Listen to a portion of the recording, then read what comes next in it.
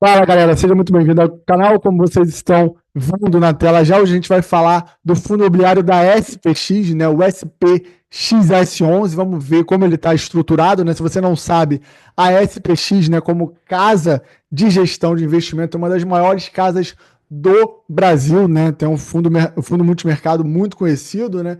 Inclusive hoje tem sede em Londres, é uma empresa bastante grande que opera ali globalmente, e eles fizeram, né, o seu fundo imobiliário aqui.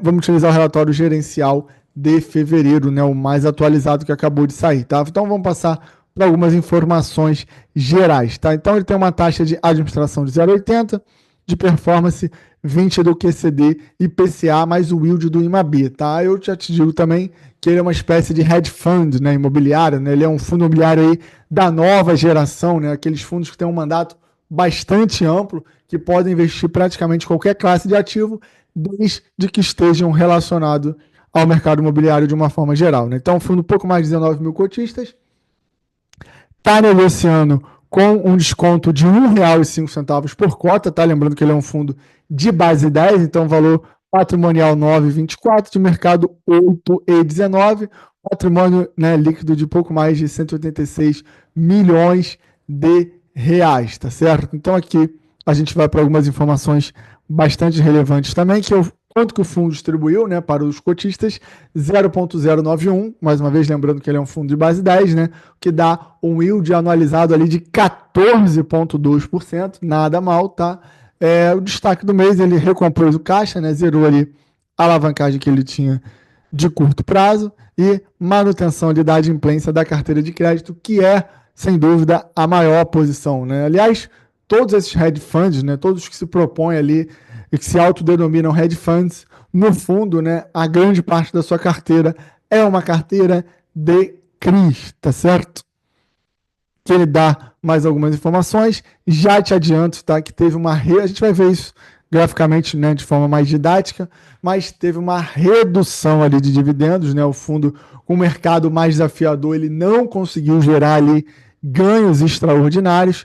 Ele utilizou já boa parte da reserva que ele tinha e agora a coisa fica mais próxima ali da realidade recorrente, né? Daquele valor recorrente. Então, você tem ali, né, praticamente CRIs, ele ainda coloca junto ações e fundos imobiliários, né? Poderia separar.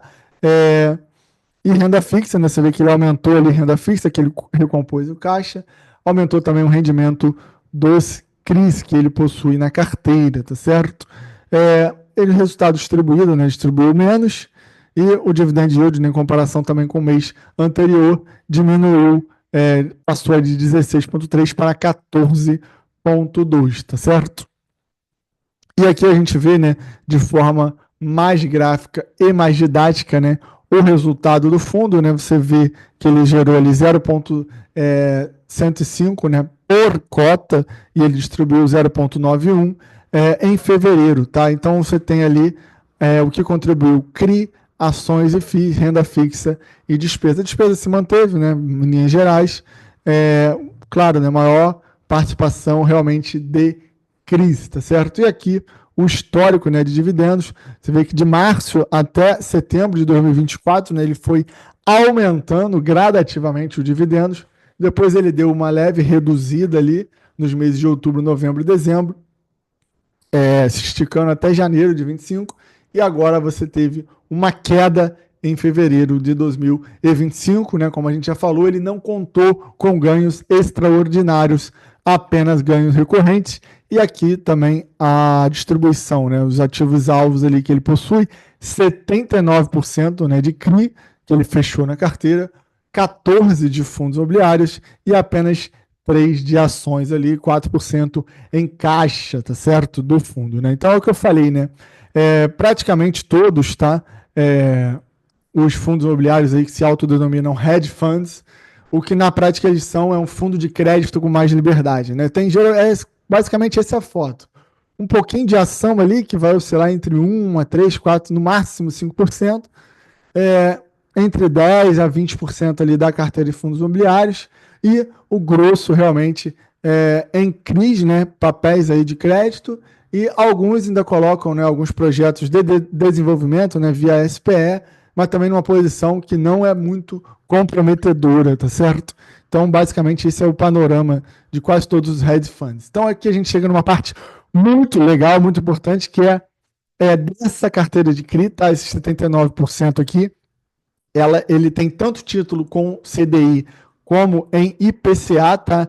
E aqui ele faz, né, aquela famosa tabela de sensibilidade que começou lá nos FIINFRAs, que o mercado de fundo imobiliário incorporou, né? Então hoje ele está aproximadamente negociando com 12%, tá, de desconto sobre o seu valor patrimonial, né, data de fechamento, o que dá ali o equivalente, tá, da taxa da carteira em IPCA. Quem comprou a 8,19 levou o equivalente e estimativamente a uma taxa de IPCA mais 15,49, né, já líquido, e uma taxa de CDI mais 7,14, né? Realmente não é uma remuneração de se jogar fora, tá? Aqui a gente chega propriamente na carteira, né, uma visão geral por tipo de estratégia, né? Classe de ativo a gente já viu. Ele coloca aqui o percentual de exposição às gestoras, né, com BTG e VBI, com grande exposição, também tem vários fundos imobiliários, tá? Aqui a gente chega também numa parte bacana de se ver, que é a carteira de fundos imobiliários, né, para você ver se o gestor, né, tem aí, talvez aí algum dos fundos que você tem.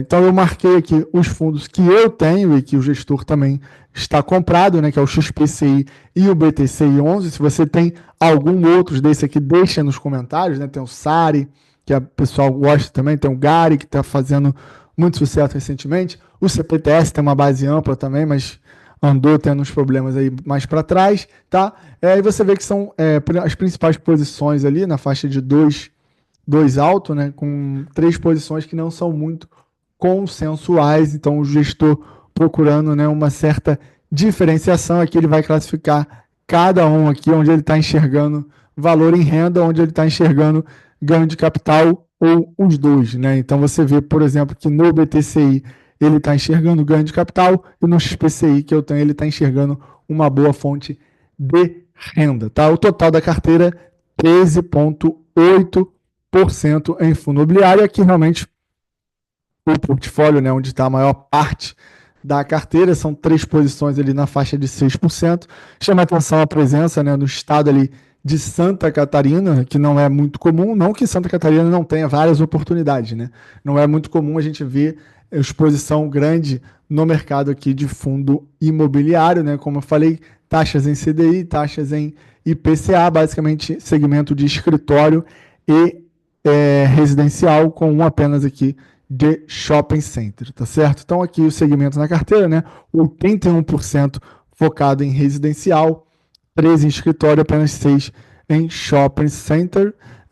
CDI hoje está 43%, tá, de indexação, e o IPCA está 57%, né? Ambos, em termos absolutos, estão subindo, né? A gente acabou de ter uma porrada de 1% ali na Selic, né, essa semana. Então, claro, né, se todos os ativos, né, continuarem adimplentes, o rendimento vai subir, porque geralmente é CDI mais alguma coisa, ou o percentual do CDI, e claro, o CDI maior, você vai ganhar mais em termos absolutos, né? E a inflação também, expectativa continua subindo, e claro, isso é ruim de um lado, mas para quem tem títulos indexados à inflação, o seu valor nominal também vai aumentar, tá certo? Então aqui, em termos de localização, como eu falei, né, São Paulo geralmente corresponde pela maior parte, dos outros fundos é até predominantemente, né, aqui até que é bem diversificado, 41 em São Paulo, 19 em Santa Catarina, 12 em Minas, pulverizado 12, ainda tem Goiás, Ceará, Espírito Santo, né? Então a carteira de CRI pode-se dizer que ela tem sim uma diversificação tanto em CRI como tanto em CDI, desculpa, como em IPCA, como diversificação regional ali dentre os estados, tá, pessoal? Então por hoje era isso.